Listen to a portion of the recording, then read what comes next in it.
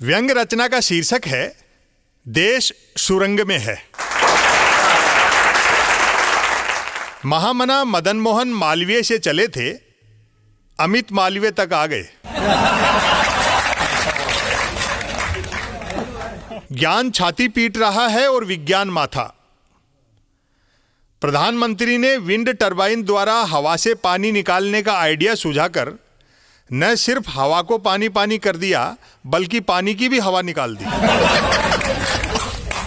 नरेंद्र मोदी जी अब तक के भारतीय प्रधानमंत्रियों में इसलिए अनूठे हैं कि बाकी सबने सिर्फ काम किया, ये काम करें न करें मनोरंजन जरूर करते हैं।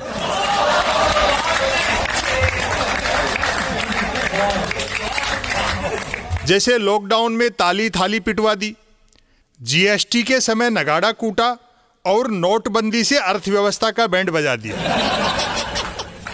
ताजा मनोरंजन देखा, अटल सुरंग के उद्घाटन के समय खुली गाड़ी में सवार हो हाथ हिलाकर उस भीड़ का अभिवादन किया जो वहां थी ही नहीं।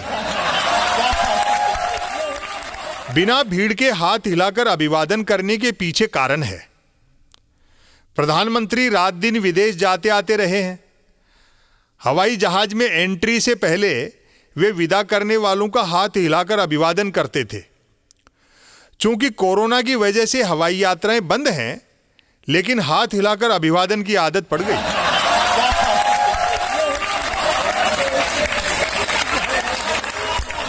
मोदी जी का काम और मनोरंजन इतना गड्ढमड्ढ होता है कि वे काम भी कर रहे हों तो मनोरंजन लगता है। देश भी मजे ले रहा है, क्योंकि हम भारतीय इस हद तक मनोरंजन धर्मी हैं कि यात्रा भी उस ट्रेन से करना पसंद करते हैं जो चले कम और सीटी ज्यादा बजाए।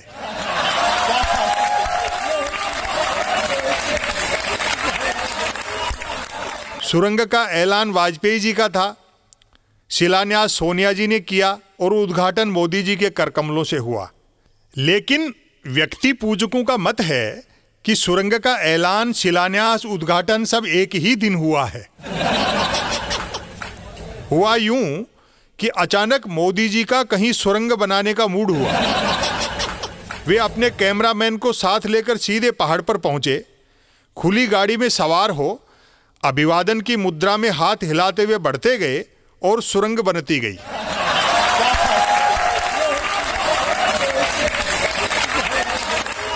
कई न्यूज एंकरों का दावा इससे भी बढ़कर है कि मोदी जी ने सुरंग पहले बनाई और उस पर पहाड़ बाद में रखा।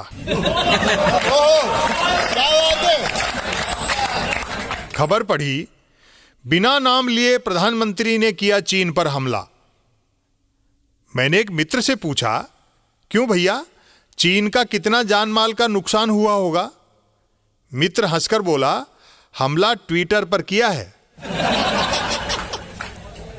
मुंह से चीन शब्द न निकल जाए, इसलिए हमारे प्रधानमंत्री इन दिनों कोचीन, सियाचीन, नामचीन, समीचीन, अर्वाचीन, प्राचीन तक नहीं बोलते।